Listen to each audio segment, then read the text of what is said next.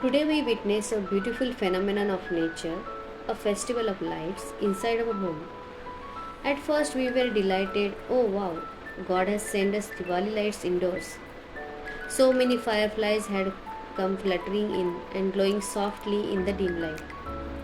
But soon a thought struck.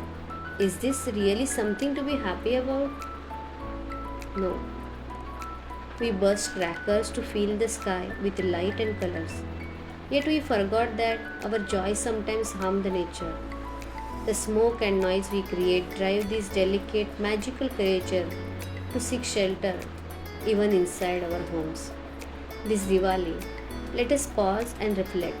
Let us celebrate the festival as our ancestors did, with harmony, purity, and love for nature. Let us remember the true essence of Diwali, the early morning of Bhingasnan, breaking the bitter karit as a symbol of Narkasura and tasting its bitterness that prepares our body for sweet ahead. Let us worship our goddess Lakshmi with the gratitude and cherish 𝐿, the most beautiful celebration of sibling love, the bond that time and distance can never break.